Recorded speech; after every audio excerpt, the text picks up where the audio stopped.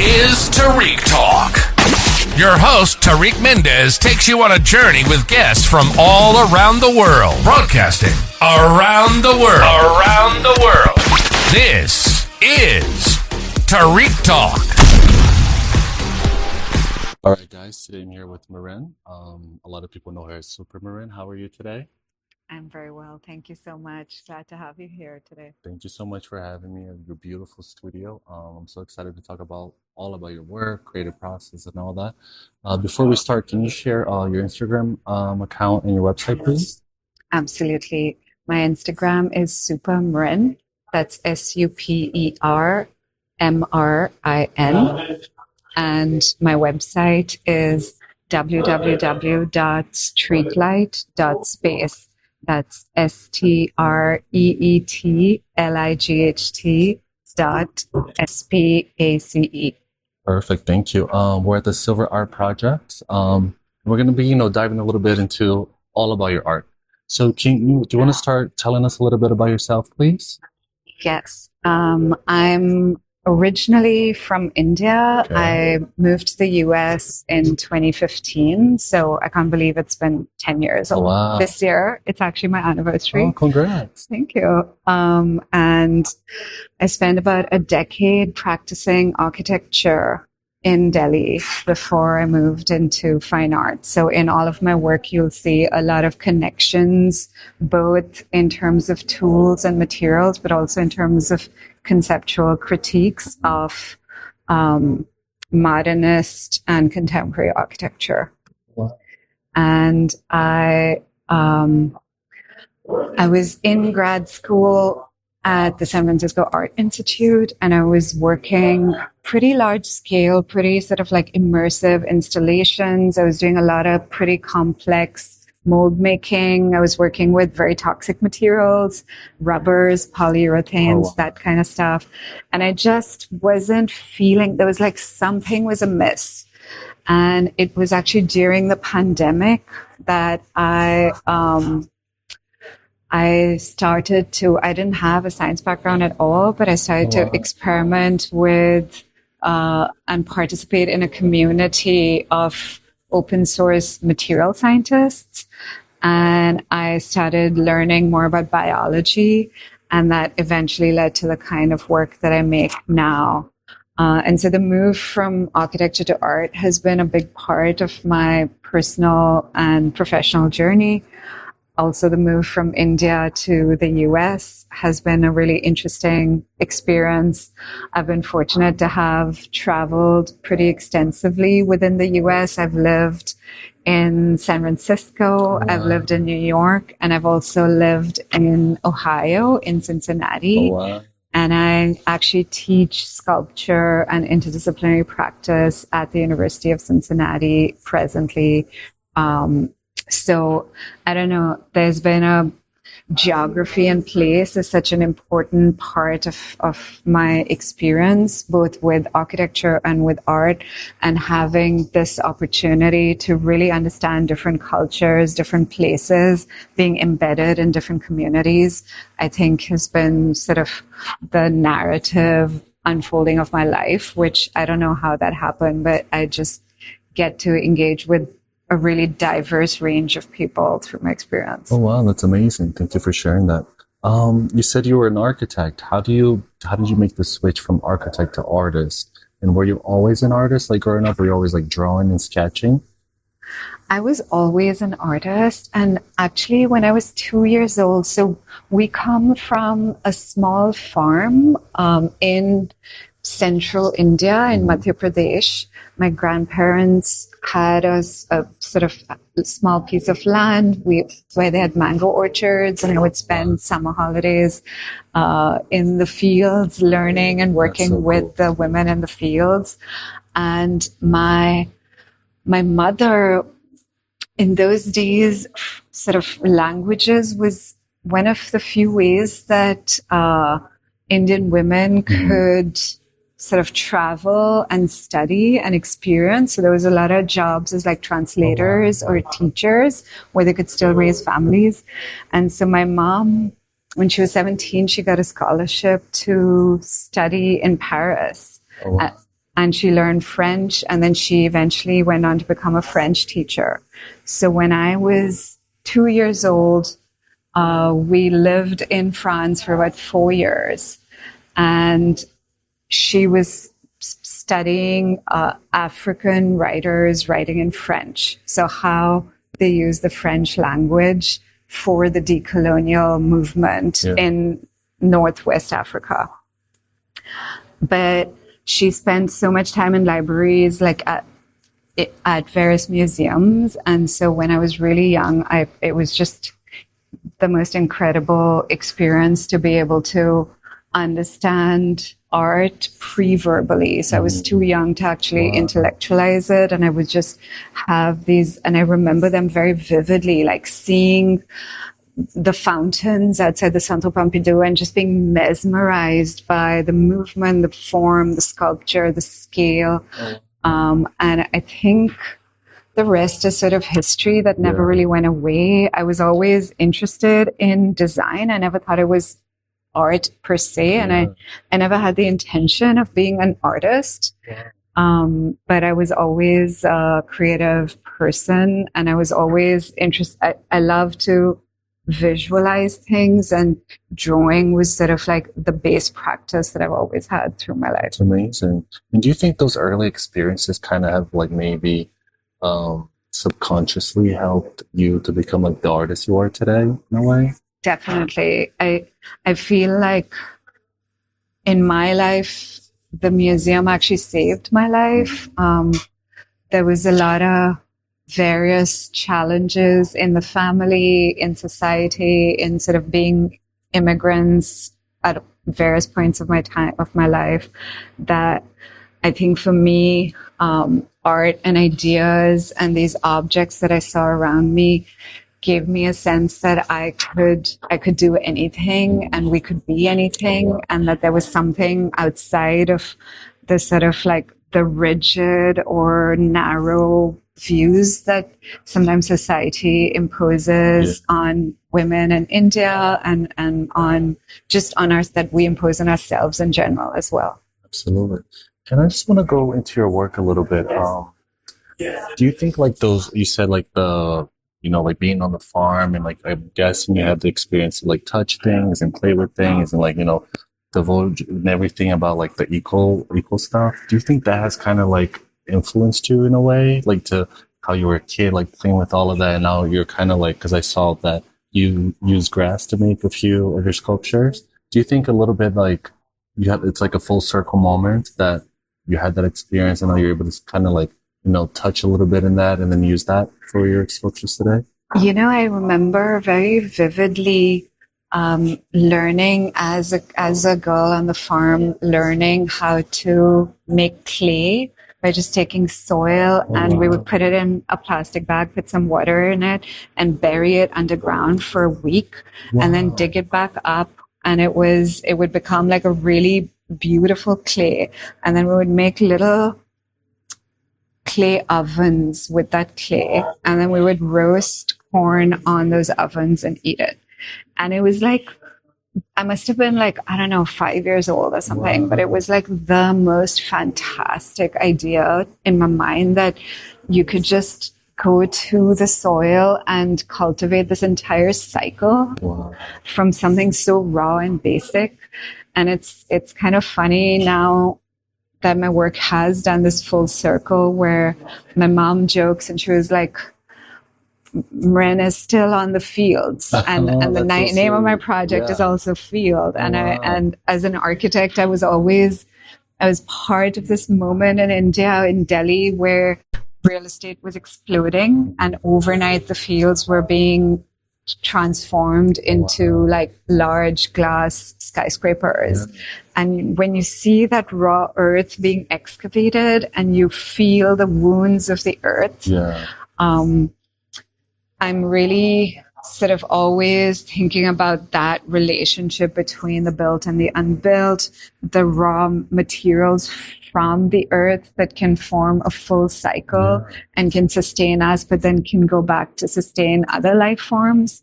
And so, in a way, I feel like it took so many years of a journey for me to understand my roots and like what I learned from my family, my history, and all of the women around me.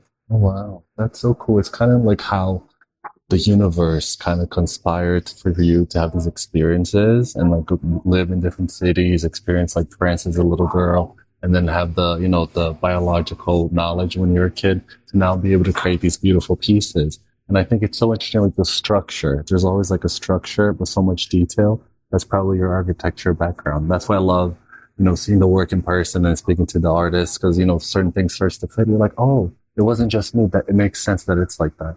Do you want to tell us a little bit about your creative process? Like, how do you come up with these ideas? Do you like go into nature looking to get inspired, or do you just get inspired by little things every day and you make like a little mental notes for future projects? How does that work for you? I think it's like I see other realities and dimensions, and nothing that I make is like, I'm not taking a photograph of the landscape and then trying to draw it accurately. I'm really thinking about these as certain kinds of organisms.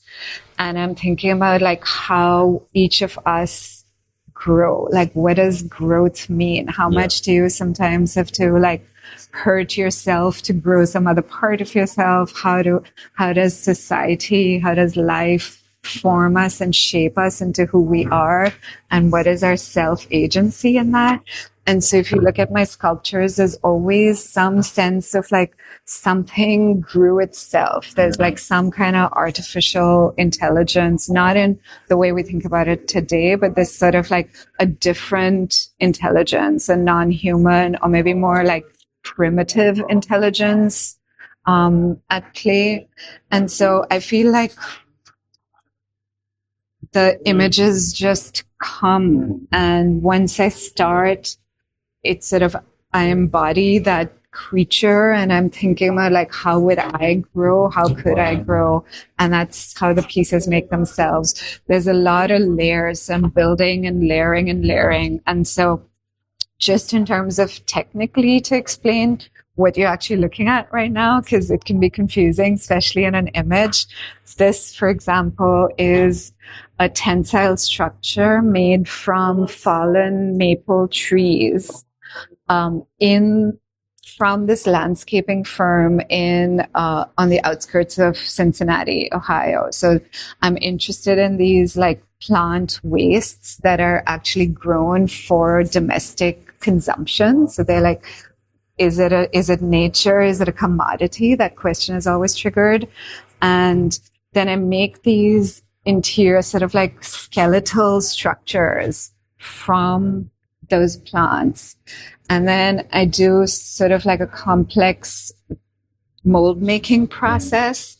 And I cook my bioplastic, this green material that you're looking at. It sort of feels like vegan leather. Oh, wow. And I cook it on my stovetop.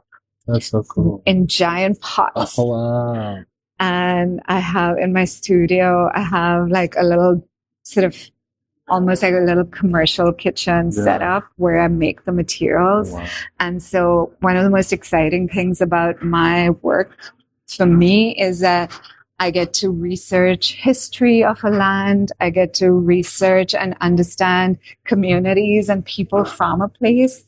And often when I work site specifically, all of my materials are from that place. Wow. And so they become sort of like memorials to like every grass species is different in different landscapes. The different species will give like slightly different tones and colors and textures. It sort of becomes this almost like a memorial to a land. That's amazing. So when you create like a specific piece on site, it's not a prepared piece. You create from everything you get from that area. That's amazing. Wow, that's such detail, like amazing detailed work. Thank you. Wow. Thank you. You know, when I first saw this piece, I thought it reminded me of like humans, like our life on Earth, and like what's next, like rebirth, reincarnation. You know, it's like really? Like how? Because I saw like a body. You know, like whatever you go. At least for me, like whenever I go through difficult times, I always go to the ocean. or I always go to the mountains. Like I have to touch soil. I have to like meditate on grass. You know what I mean? So it's like, I feel like when you do, I get like goosebumps. When I do that, like I feel like there's like an extension part of my body within the earth. And when I don't, if I'm not in nature for a long time, then I feel like I get like, you know, like, I don't know, like my frequency gets like distorted, you know, like black and white TV of the fuzz.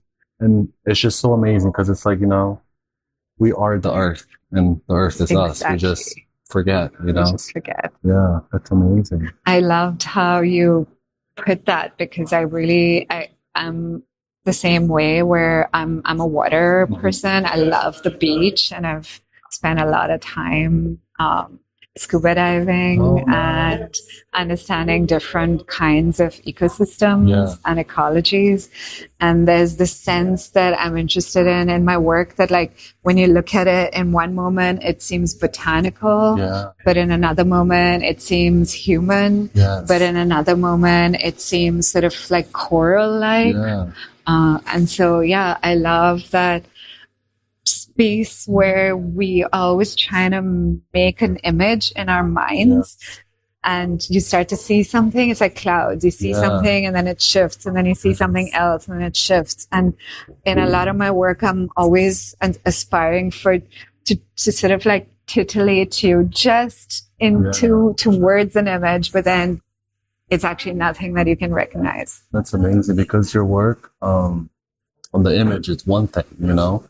It's very like abstract, very modern, very cool. But in person, there's like, at least for me, there's like an emotional connect where it's like relate, you know, it just, for me, this makes me feel like we're the earth. So like we live here, we die here, then maybe we come back again, you know, and that's the vibe I get. It's so like peaceful. You know, I could just like, if this was in a museum, I probably would sit there, be there for like an hour or two, just admiring, sketching it. This is really beautiful. And it has such an energy to it as well. You know, I just think that like materials have energy and often we spend so much time trying to like control them and be like, you know, that's the problem with plastics or, you know, we've tried to design this perfect superhuman material, but then it loses its soul. And what I love about working with natural materials is that they have a life force. There is a sculpture dead or alive? I don't know, you know? And I think it was the same with architecture. There's like a beauty of a natural stone or marble that no tile can ever really replicate, in my opinion. I come from that philosophy of thinking. But I think that way about art too, weirdly, is that it becomes special when you know that maybe it's not forever, or when you know that it's like it's holding the story of a place or a site. As you previously mentioned that you do scuba diving, which is something I did it as a kid, but now I'm kind of like going back to it again. The best feeling for me, it's like realizing we're so small in this huge planet. Like we're like a little neuron in a cell, and it's amazing. You know, that's like what it feels like. I don't know. It tells, I think, the spectator that, you know, your time here is not too long. You know, it's like, it's very, very beautiful. And I'm so excited to be here. Thank you. And then how do like ideas come to you? Do they come to you like at nighttime, in the daytime? Do you kind of like strive to like get ideas, or they just come to you like spontaneous? I think so. I spent most of my 20s, very honestly, doing a lot of work on myself and breaking a lot of my bad patterns or habits or childhood traumas. And I feel like it allowed me to sort of become more myself and be like brave about who I wanted to be in the world and not feel like I had to be like everybody else. And for me, it's only when I'm doing that consistently, like I'm taking care of this person, the ideas just come. Usually, like early morning first thing is like when I'm the smartest. I get dumber throughout the day. I'm like that too, yeah. I'm the most productive in the morning. But often I like wake up knowing, okay, this is like, I've visualized this in a dream or something.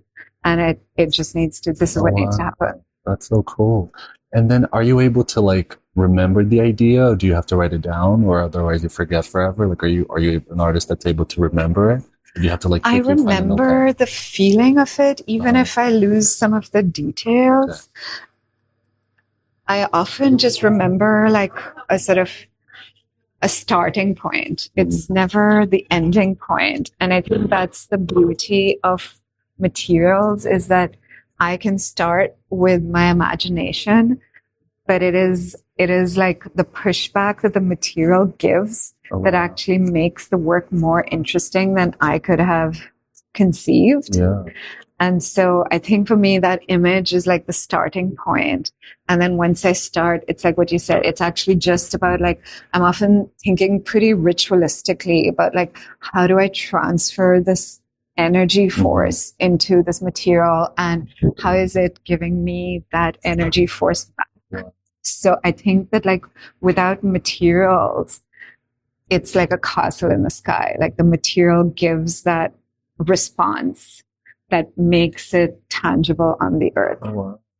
And then when you think of like a sculpture design and you start to create it, does it come out exactly as you plan, or is it like a very organic, spontaneous process where you kind of let, you know, the branches that I saw you use sometimes, do you let that like take you like on a journey, or you kind of like strict because you're an architect and you have that background, the way you like, you want it to look how you want it to look like, or do you just enjoy the process?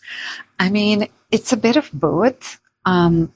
Especially for larger scale works, you need to be pretty organized when making large scale sculpture or architectural scale work.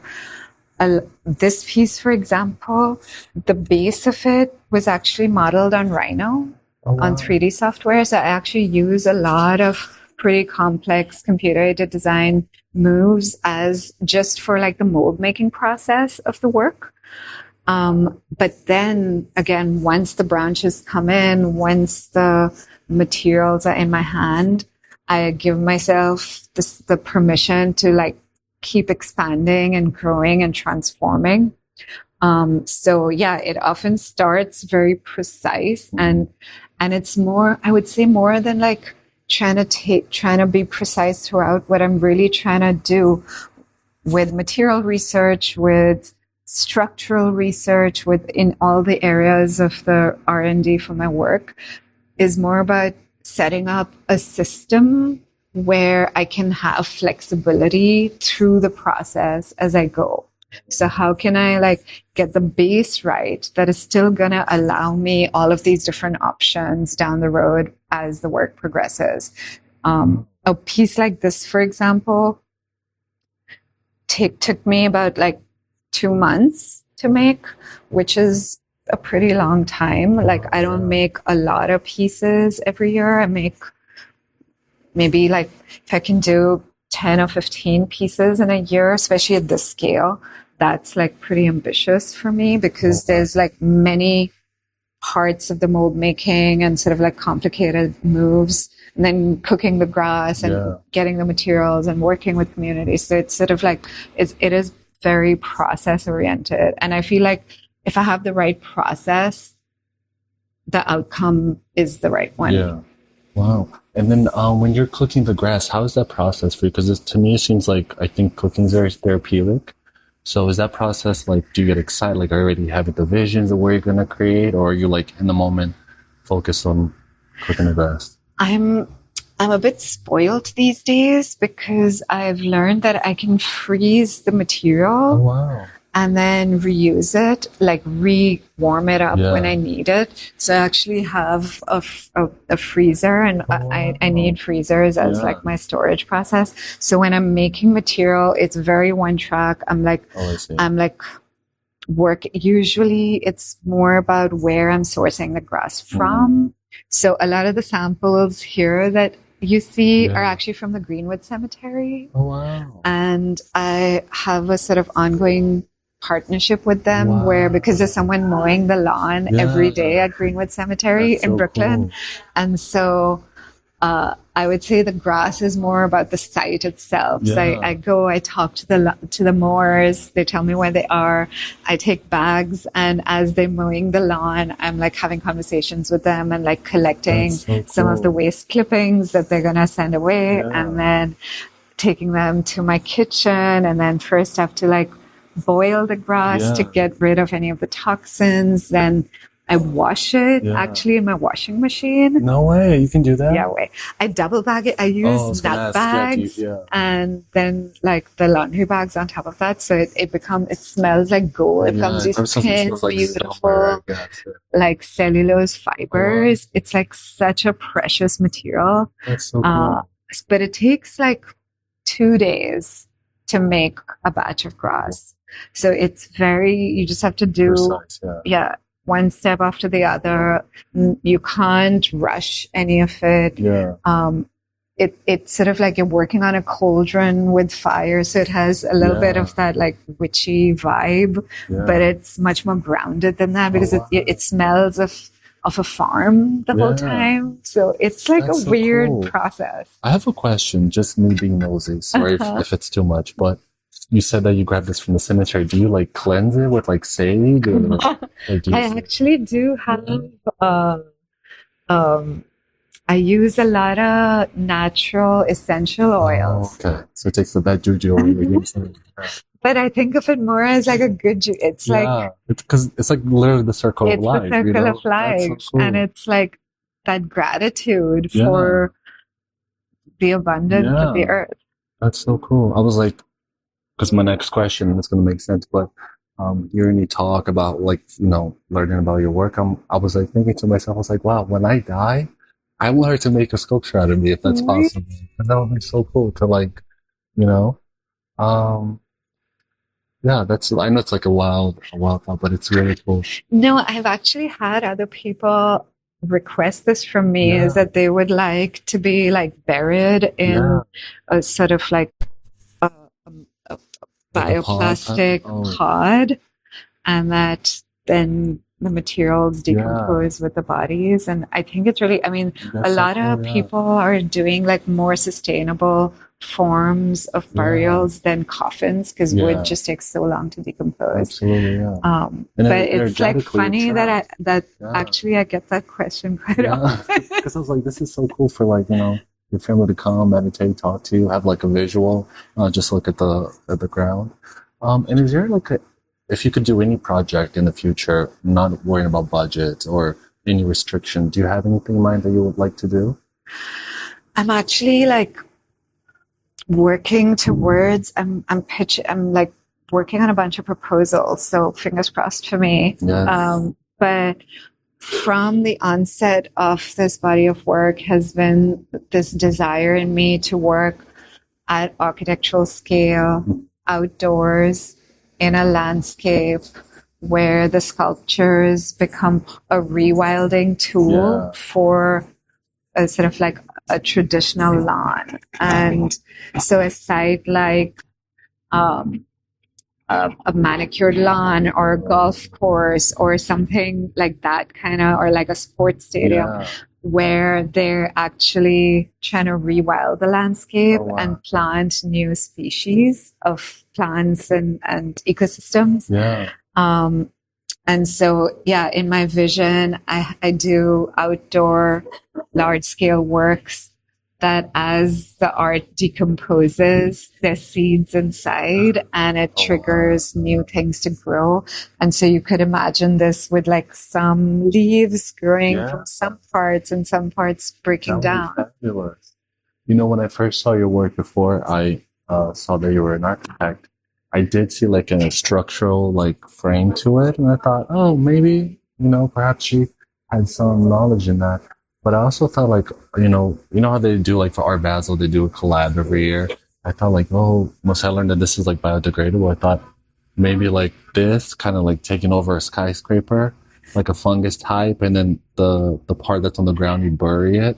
And I thought, like when I learned that you're an architect, I was like, wow, that would be such a cool thing. It's like this takes over in the skyscraper, you know? That'd I be mean, so cool. it's such a dream. Like even these arched pieces back there, I often see these like huge windows, arched windows in buildings, and to be able to take over the entire facade of a building with every arch having the grasses and trees that have taken over a concrete site. Yeah. That would be like a dream come true. Yeah, because like when I first came in earlier today in the studio, I thought, oh my God, these like blown up, like, you know, 4 or 5 floor, like height with the shadows and the sun going in between. Oh, it will be like phenomenal. Thank you. You know? I also think that it's a question of resolution. So like trees of different scales and sizes, because I'm incorporating grass and trees, the natural tendency would be to go to a specific scale or size, you know, so like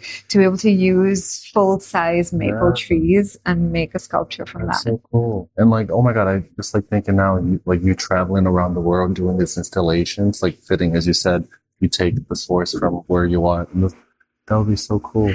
I actually did a project in Switzerland in 2023. Congrats. Thank you. And it was the largest sculptures that I've done so far. I was there for 2 months, and all of the materials were sourced on site. And I was in this sort of like vineyard chateau, and I reused the winemaking facilities to make bioplastic. That's so cool. And I got all the grass from the classical French gardens of the chateau. And 1 week before I got there, I mean, it was extremely tragic. And there was a freak tornado that blew down, razed 150,000 trees. Oh my gosh. In the city where Le Corbusier was born. Oh my God. And it was sort of a climate change related freak hurricane.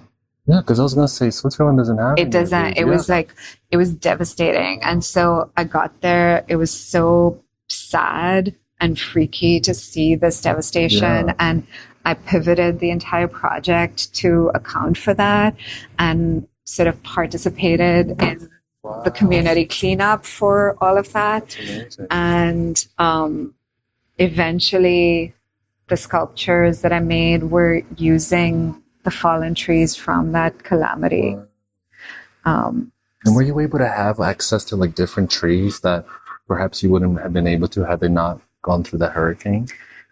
I mean, I used a lot of the European linden, which I've never seen here in the US, a lot of which fell down in the storms. But yeah, it's like a weird project sometimes because so much of this is in conversation with sort of disasters, death, cycles. And there's some parts of the cycles that are just very sad. Yeah. You know, like this makes me realize like how greedy the world can be, and it really puts us humans, I think, at least for me, in place. Like, you know, you probably have like 7 years here. Life is not forever. Don't think too much, you know, because we're probably going to look like this underground, you know. So it's a really, really beautiful work. And changing a little bit of the topic, I have a question. If you could have dinner with anybody, any artist, dead or alive, who would it be? Yeah. It would be my dream to have a meeting and a dinner or a drink with Christo and Jean-Claude. Oh, wow.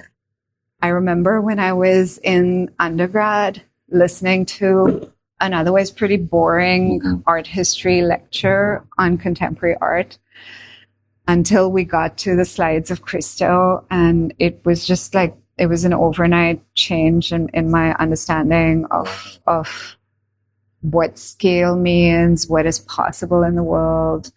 I don't know. It's like there's a way in which they were able to transcend maintain the autonomy as artists, but do much weirder projects than artists usually try. Another artist that I would love to have a drink with is Pierre Huyghe. But a lot of the big installation artists have been my people that I've looked up to as a young artist. I think now, like, I would love to have a drink with the artist Mrinalini Mukherjee, who shares my name, my first name, who I think she passed away in 2015. She had a retrospective at called Phenomenal Nature. I think was it at the Met? It was an incredible show, and she was an Indian artist working with hemp fiber, and she weaves these incredible complex sculptures that sort of hang from the ceiling. They're like gorgeous. So I know you only asked for one, but that was 3. No. It's my fault. It's 3 or 4. It's up to you, but it's amazing. And if you could own any artwork by anybody in this world, I don't know if the answer is going to be the same. Who would it be? Oh, own an artwork. What would I want to own?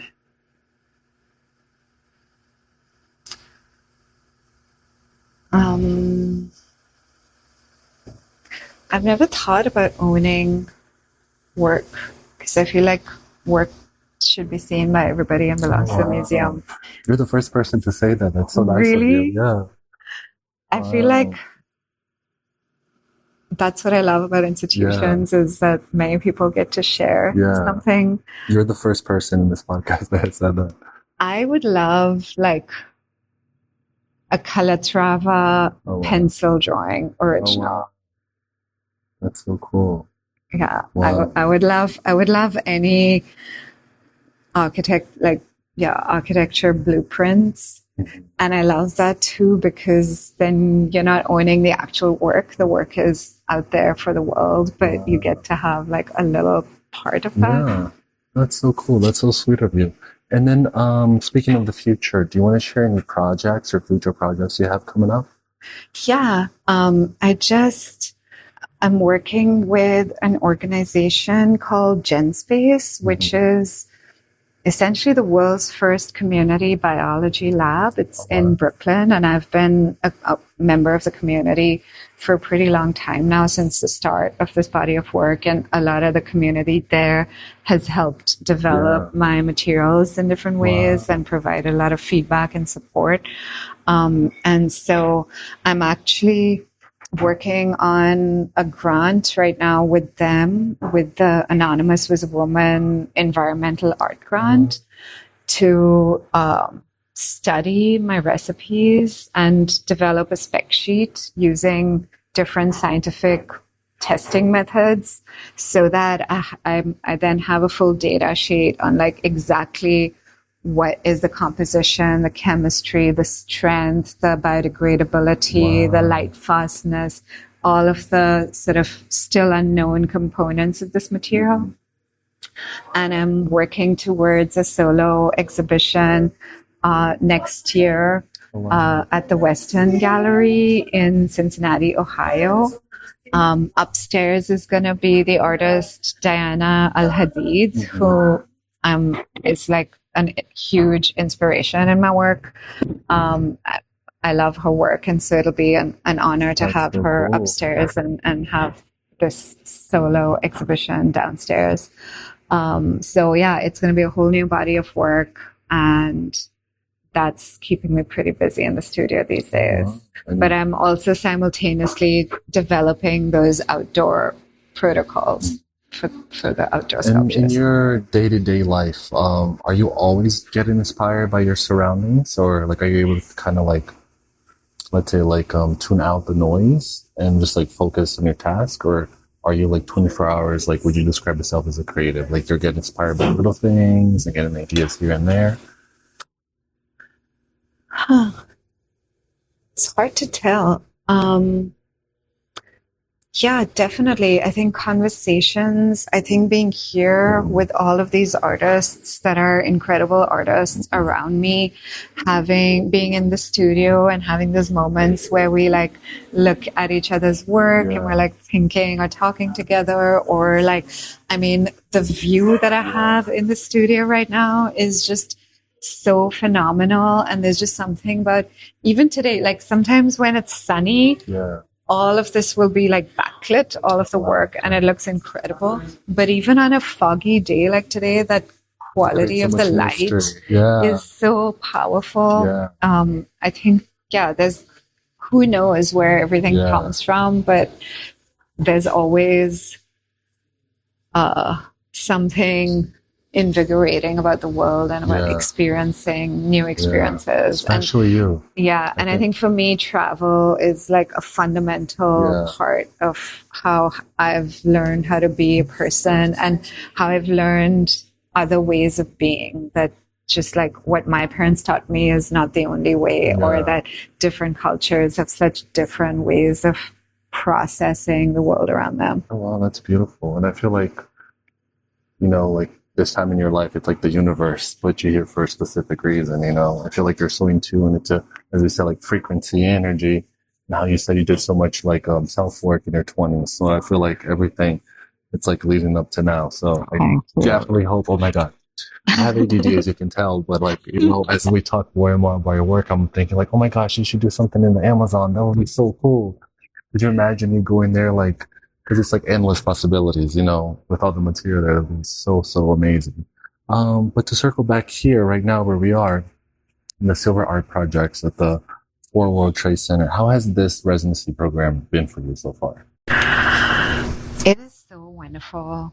I mean, Gregory, who's the director, is just wonderful. He's sweet, supportive, always a champion of all of our work. There's 24 artists in the cohort, and it's a year-long residency, which means that we just get to hang out and support each other. We go to all of each other's openings and exhibitions and show up.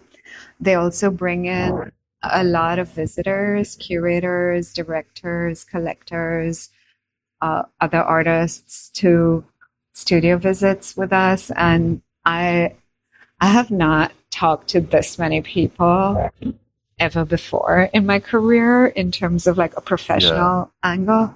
And I think that's one of the greatest benefits, is just how many conversations I'm having every day about my work and about other people. That is actually like, I don't know, it just makes you think more, and it brings in ideas that I may not have to begin with.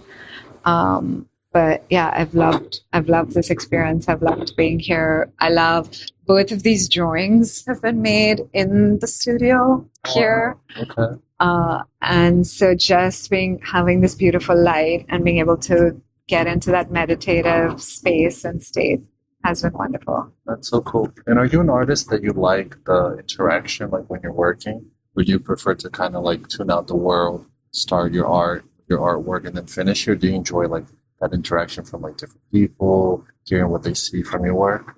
I love the interaction. I feel like my work is made to be seen by all types of people. I don't make my work just for other artists or just for like books. I make it for people, and I feel like the goal of all my work is to move you and to allow you to experience yourself. So I'm very conscious in my work that you're looking at the work, but you're actually looking at yourself in a way that you get some kind of feeling of moment to just be able to be yourself.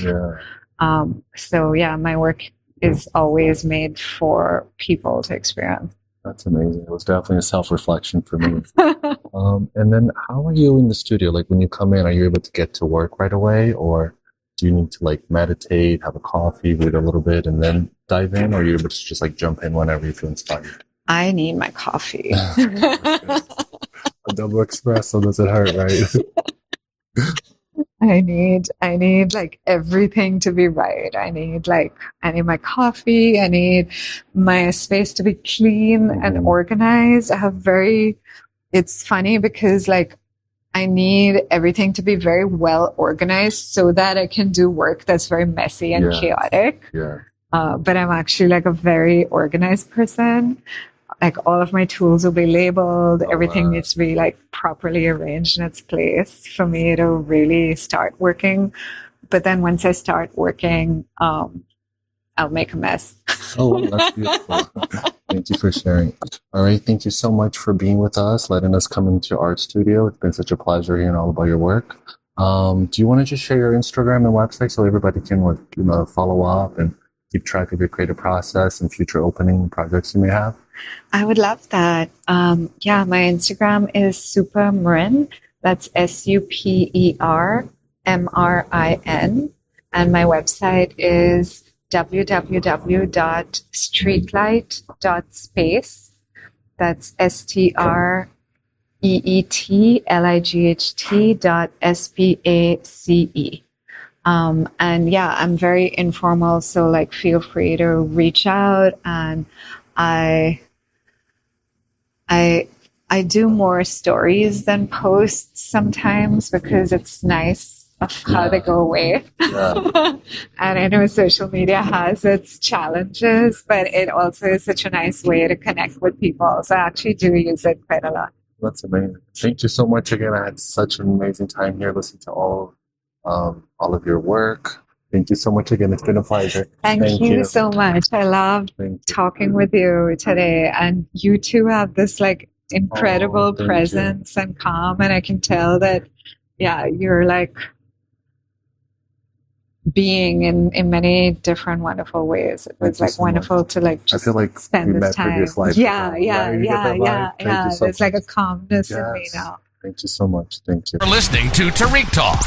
Follow Tariq Talk on all social media channels and check out the video interviews online.